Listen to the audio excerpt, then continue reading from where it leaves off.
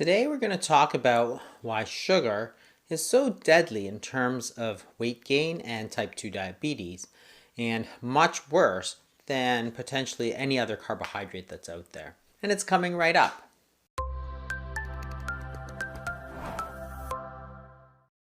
When we talk about sugar from a scientific standpoint, there's lots of different sugars other than what we think about in terms of table sugar. Those are the things that generally end in ose, like glucose, fructose, and things like milk sugar, which is lactose.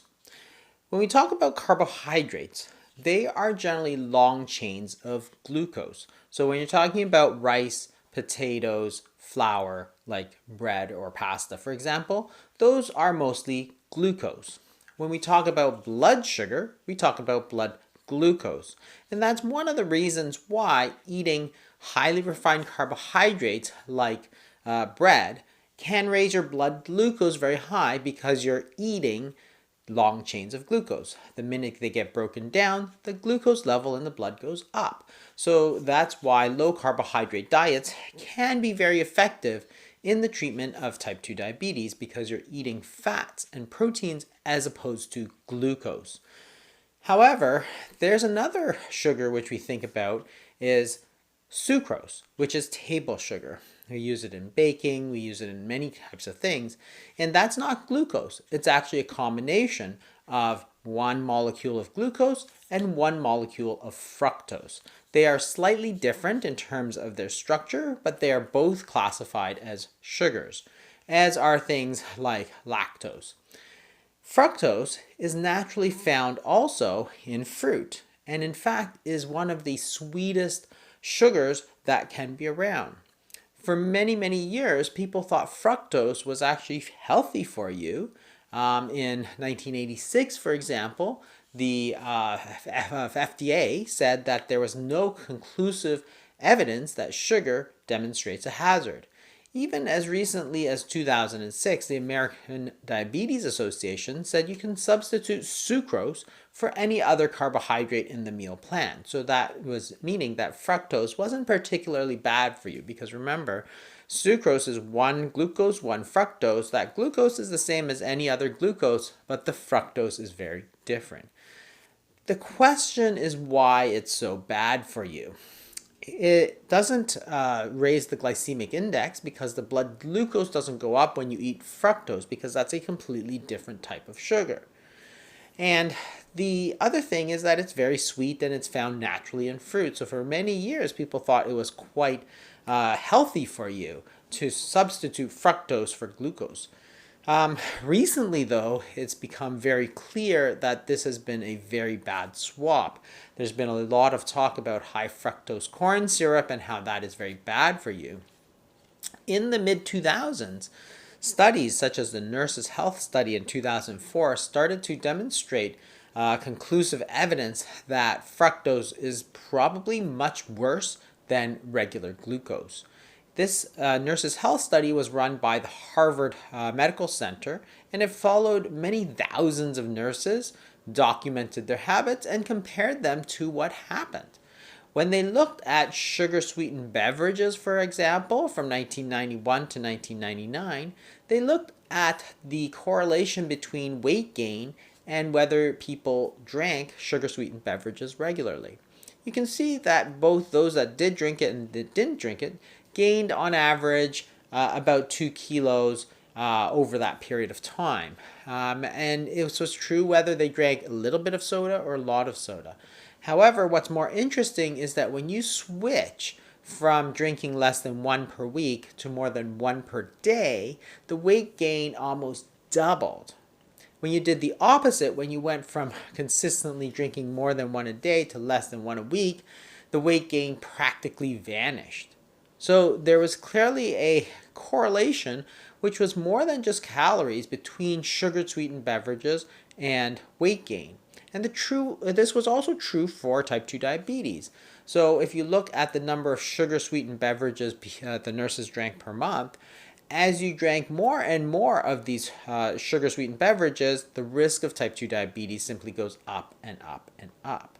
And this is especially bad because, of course, the two go together, but the type 2 diabetes puts you at very high risk of other diseases like heart diseases and strokes.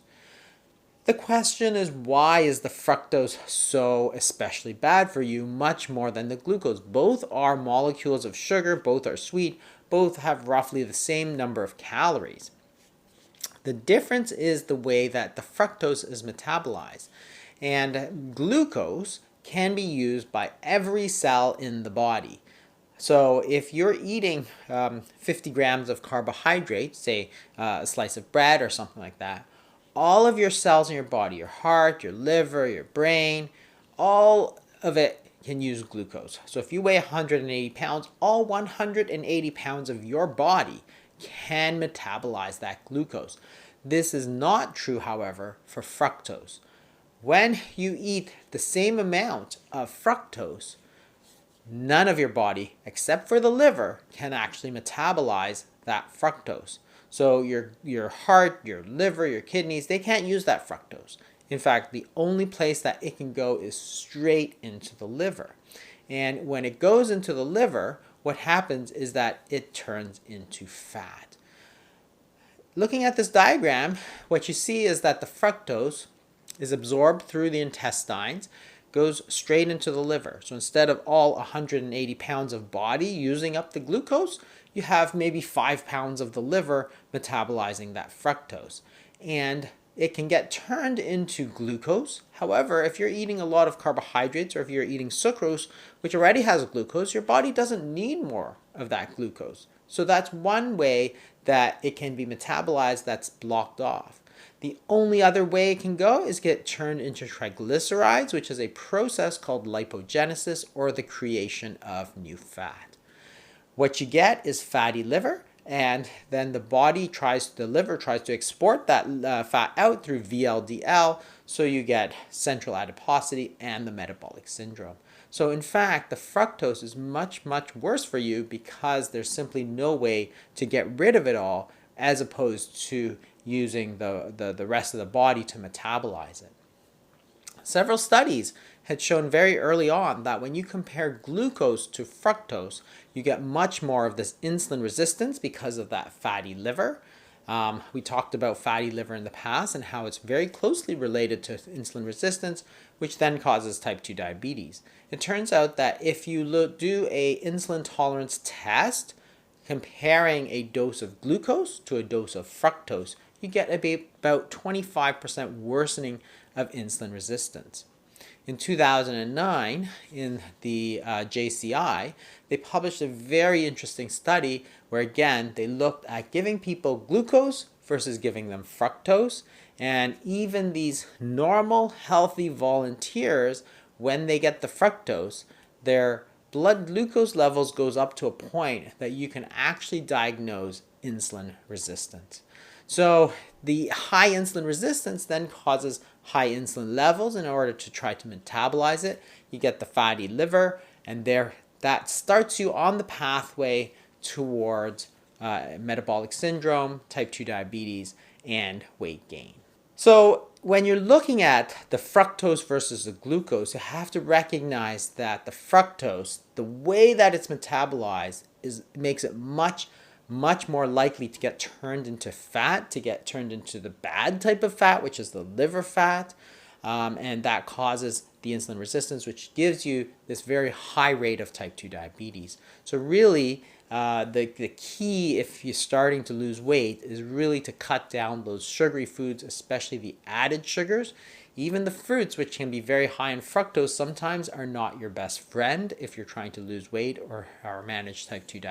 But I think the biggest thing for me that I've changed my mind on since I wrote the book in 2019 was carbohydrates, and then in connecting with that, the ketosis and ketogenic diets.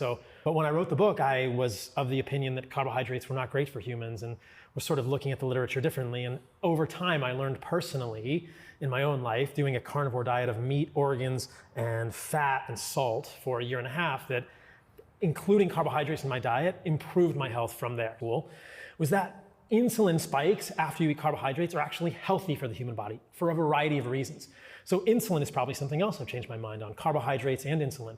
What I realize now is that your body needs an insulin signal after a meal when you eat carbohydrates to signal to the kidneys to resorb and hold on to minerals, sodium, potassium, calcium, magnesium. So the massive, profound electrolyte problems that people get on long-term ketogenic diets are almost certainly due to a lack of insulin signaling at the level of the kidney. There are various levels of kidney physiology upon which insulin is going to act, but people in the ketogenic space, I think, are well-intentioned and they're trying to hold on to minerals by including massive amounts of salt in their diet, but it just doesn't work because you need an insulin signal at the level of the kidney to hold on to those things. So the first thing I did when I sort of transitioned off a ketogenic zero carb, quote unquote, carnivore diet was include honey in my diet. And the first couple of days I felt a little weird because I was physiologically insulin resistant. And then your body kind of adjusts to this, my blood sugar spikes normalize, and if I eat honey today or a few years ago after I had adjusted to having the carbohydrates back in my diet, my blood sugar might go 130, 140, 150 milligrams per deciliter, but I don't worry about that because if you look at the actual shape of that curve, it comes back down to a baseline very quickly, within the hour for sure. So this is normal human physiology and we should not fear glucose spikes in a metabolically healthy individual. It's going to go up, it's going to come back down. That's normal, and that insulin signaling is healthy for humans at so many levels. It's healthy for our hormones, it's healthy for our brains, it's healthy for the production of glutathione and the resorption of minerals. So that idea of insulin being all bad all the time and including carbohydrates in my diet, that was a huge, huge thing. And now we know, there's tons of research that I just didn't see at that point that I was sort of blind to about carbohydrates for athletes, carbohydrates post-exercise. We just worked out. I have holes in my shorts now from the weight belt and this, this weight that I was using has ripped a hole in the front of my shorts here. And carbohydrates post-exercise are so clearly shown to improve performance. Carbohydrates overall are shown to improve all sorts of metrics in humans, testosterone, recovery, sleep, all kinds of things. So those are two big ones for me.